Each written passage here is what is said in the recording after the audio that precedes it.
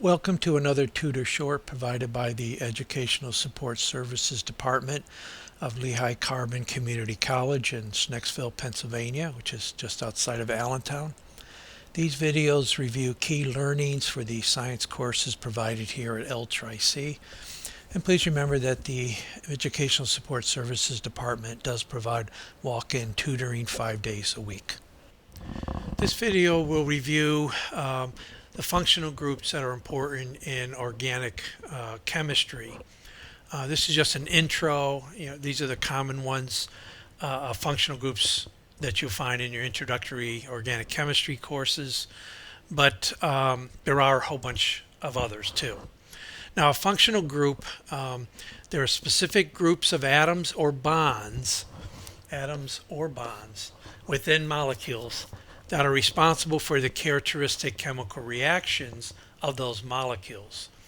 That basically means that molecules with the same functional groups will behave the same way in chemical reactions. So it's a good way to group together compounds because they'll have similar reactivity or reactions that they undergo and similar physical properties. So here's a very common list of functional groups that you'll come across. The first one is alcohols. Alcohol is when you have an OH group attached onto an organic molecule. And so an example is right here, and you have an OH attached to a 2-carbon chain. So when you go, I'll review naming in this last column. I'll give names for these compounds that I use here as examples. But naming, the need to know how to name these things varies by course, and so I'm not going to spend too much time. I'll show you a name, typical name, but a lot of these have common names, and naming can get pretty complicated. But I'll show you the straightforward way you typically would name these particular molecules. So in this case, I have an ethane, an ethyl group, 2-carbon group of an alcohol. So it's eth for the 2-carbon, and it ends in ol for the alcohol. So ethanol. Your next one, the next group, is called ethers. Ethers is where you have an O separating the molecule.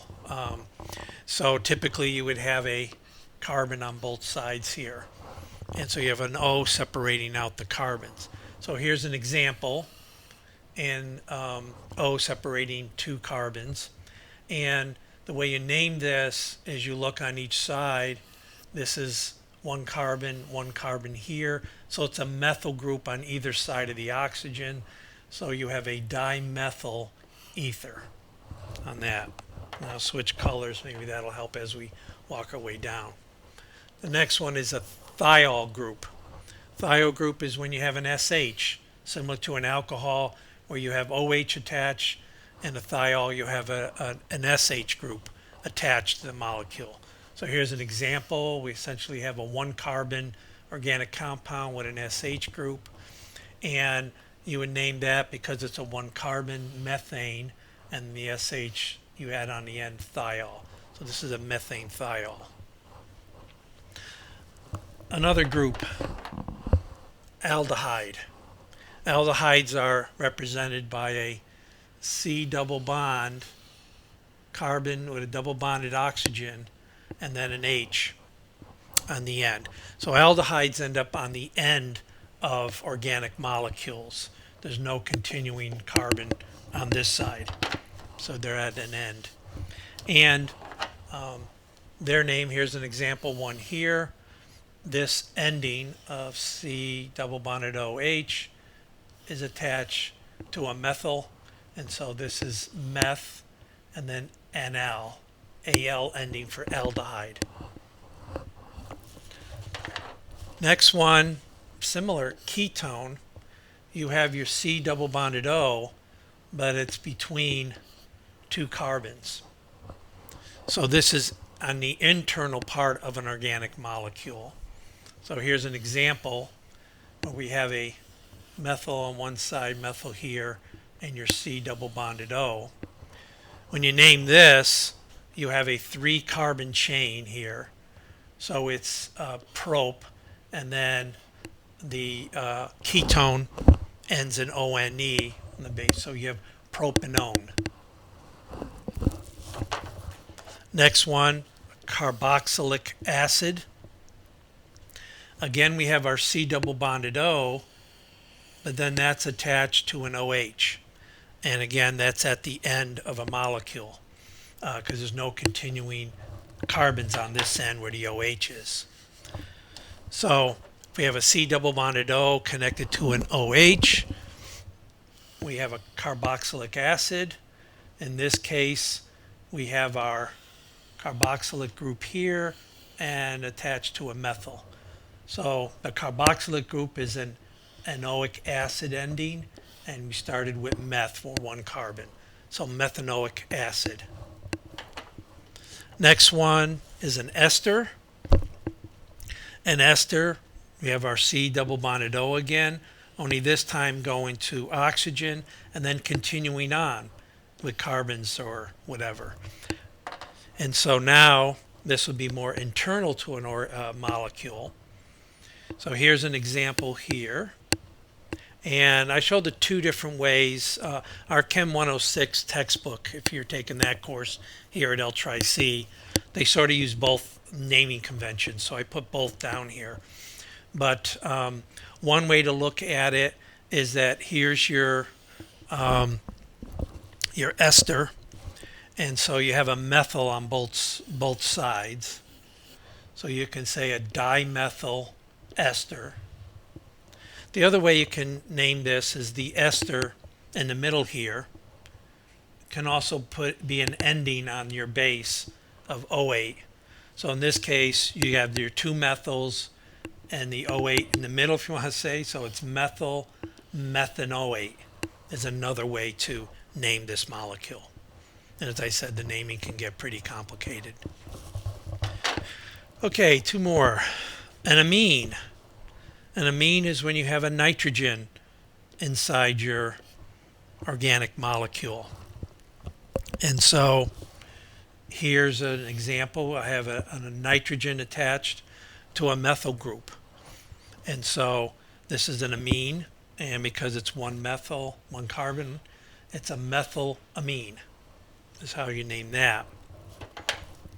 And then the last one, an amide, it's just relatively similar to amine. You have your nitrogen, but it's attached on one side to a C double bonded O. And so if you have this arrangement, that is an amide. And if we look at it here, this example, here's your amide, and it's attached to a methyl group. So you have a methanamide, anamide on the end, meth for their carbon.